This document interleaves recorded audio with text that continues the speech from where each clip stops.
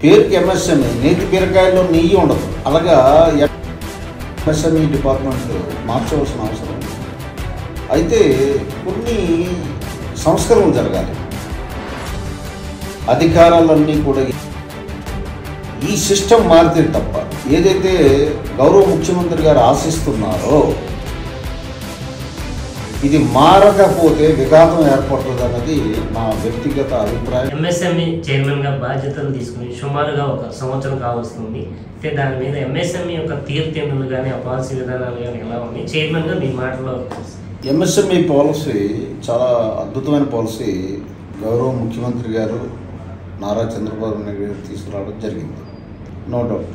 So దానివల్ల యువతకు కానీ, ఎస్సీ ఎస్టీలకు కానీ, ఉమెన్కి కానీ, రూరల్ పూర్కి కానీ వీళ్ళందరికీ కూడా. అయితే కొన్ని సంస్కరణలు జరగాలి.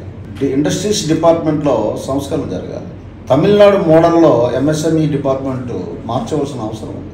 ఇక్కడ ఏమవుతుంది అంటే నేను అబ్జర్వ్ చేసింది, పేరుకి ఎంఎస్ఎంఈ, నేతి బీరకాయల్లో నెయ్యి ఉండదు. అలాగా ఎంఎస్ఎంఈ పేరుకి ఎంఎస్ఎంఈ డెవలప్మెంట్ కార్పొరేషన్ ఉంటుంది. అధికారాలన్నీ కూడా ఏపీఐసి ఇండస్ట్రీస్ డిపార్ట్మెంట్లో కేంద్రీకృతమై ఉన్నాయి. ఈ సిస్టమ్ మారితే తప్ప ఏదైతే గౌరవ ముఖ్యమంత్రి గారు ఆశిస్తున్నారో 1 ఎంటర్ప్రెన్యూర్ 1 ఫ్యామిలీ 2030కి ఇది మారకపోతే విఘాతం ఏర్పడుతుంది అన్నది నా వ్యక్తిగత అభిప్రాయం. చైర్మన్గా నేను గమనించిన విషయాలు మీ దృష్టికి తెస్తాను. ఎంఎస్ఎంఈలో మీరు చైర్మన్గా ఉన్న తర్వాత ఇప్పుడు మీరు చెప్పిన మార్పులు అనేవి జరగకపోతే కూటమి ప్రభుత్వంలో చంద్రబాబు గారు కానీ పవన్ కళ్యాణ్ గారు కానీ అనుకున్నవి జరగమంటారు? అలాగే కాదు, కూటమి ప్రభుత్వం పాలసీ అమలులో అనుకున్న మన ఫలితాలు రాబట్టలేము అని అర్థం. ప్రతిదీ మీరు ఆవు కథలాగా కూటమి ప్రభుత్వం అనేసి దానికి ముడిపెట్టకండి. పాలసీ మన అమలు విజయం సాధించడంలో ఇబ్బందులు వస్తాయని నేను చెప్తున్నాను. ఎంఎస్ఎంఈ చైర్మన్గా మీరు పదవిలో ఉన్నంత వరకు మీ ముందు ఉన్న లక్ష్యాలు ఏంటి సార్?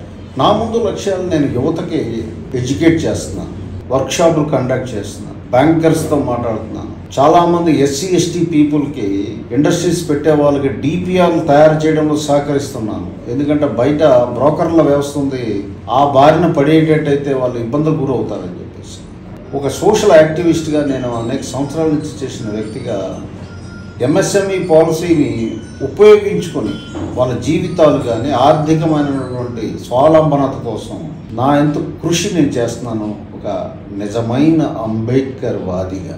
అందుకు నాకు ఈ అవకాశం ఇచ్చిన ఈ ప్రభుత్వానికి సర్వత్రా కృతజ్ఞుడు. చైర్మన్గా బాధ్యతలు తీసుకున్న ఈ సంవత్సరంలో మీరు అనుకున్న పని ఎంతవరకు చేయగలిగారు సార్? బాగానే జరిగిందండి. అంటే జనరల్గా ఏంటంటే ఎంఎస్ఎంఈ పార్క్స్ ఓపెన్ చేసాము, చాలా వరకు చాలా దగ్గరగా వెళ్తున్నాము. అలాగే buyers and sellers meet conduct చేసాము, వెండర్స్ డెవలప్మెంట్ ప్రోగ్రామ్ కండక్ట్ చేసాము. ఎంఎస్ఎంఈలో మేము ర్యాంప్ ప్రోగ్రామ్ అని చాలా సీరియస్గా ఇంప్లిమెంట్ చేస్తున్నాము. సో మాకు అదృష్టవశాత్తు మాకు మంచి సిఇఓ గారు చాలా క్రమశిక్షణ, నిజాయితీ, అంకితభావంతో పనిచేసే సిఇఓ గారు వచ్చారు. సో దానివల్ల మా ఇద్దరి కాంబినేషను అద్భుత ఫలితాలు రాబడుతుంది అనడంలో ఎంత మాత్రం సందేహం లేదు. ఇప్పుడు మంచి ఆలోచన ఉన్న యువత ఇప్పుడు ఎంఎస్ఎంఈ ద్వారా లబ్ధి పొందాలి అనుకున్నప్పుడు మిమ్మల్ని సంప్రదించాలంటే ఎలా సార్? నన్ను సంప్రదించాలంటే వాళ్ళకేమీ ఇబ్బంది ఏం లేదండి. డైరెక్ట్గా నేను ఎవరి ఫోన్ అయినా ఎత్తుతాను, రెస్పాండ్ అవుతాను. యువతకి నేను చెప్పేది ఏంటంటే ప్రపంచంలో ఏం జరుగుతుందో గమనించండి. ఇంజనీరింగ్ గ్రాడ్యుయేట్స్ కానీ, ఎంబీఏ గ్రాడ్యుయేట్స్ కానీ యూనివర్సిటీ నుంచి బయటకు వచ్చాక 15, 20, 18 వేలకి జాబుకి సెలెక్ట్ అయ్యే సంతృప్తి చెందడం కరెక్ట్ కాదు. గ్లోబల్ ఇప్పుడు ఒక విలేజ్గా మారుతుంది. పాలసీస్ అద్భుతంగా రూపొందించబడింది. ఈరోజు access to the finance, bankers కూడా లోన్స్ విరివిగా ఇస్తున్నారు. వీటన్నిటి అవకాశాలు అందిపుచ్చుకొని మీ జీవితాలు మార్పు తీసుకోండి. పర్టికులర్ ఎస్సీ ఎస్టీ విద్యార్థులకు కానీ మహిళలకు కానీ నేను ప్రత్యేకమైన చెప్పింది ఏంటంటే constitution of India, government of Andhra Pradesh పాలసీస్ని తయారు చేస్తుంది ఎస్సీ ఎస్టీ అభివృద్ధి కోసం. సో దానిని అవకాశాలు అందిపుచ్చుకోవాల్సిన బాధ్యత మీ మీదే ఉంటుంది.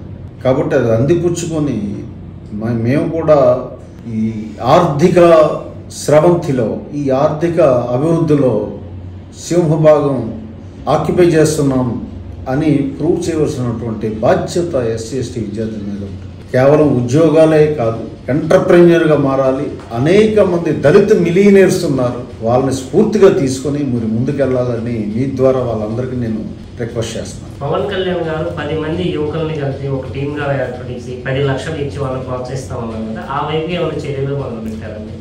ఎంఎస్ఎంఈ పాలసీ అది. మీరు 10 మంది 10 లక్షలు అంటే ₹1,00,00,000 అంటున్నారు. ఇప్పుడు ఎంఎస్ఎంఈ పాలసీలో ఒక ఇండస్ట్రీ పెడితే 10 మందికి ఉపాధి ఇస్తాడు ఆయన. సో అది లింక్ అయి ఉంది. సెల్ఫ్ హెల్ప్ గ్రూప్స్ అందరూ కూడా పెట్టుకోవచ్చు. ఆల్మోస్ట్ ఎంఎస్ఎంఈ పాలసీలో అది ఎమాల్గమేట్ అయిపోయింది. కాబట్టి ప్రత్యేకంగా ఇప్పుడు ఆ పాలసీ గురించి మనం ఆలోచించవలసిన అవసరం ఉంటుందని నేను అనుకోవట్లేదు.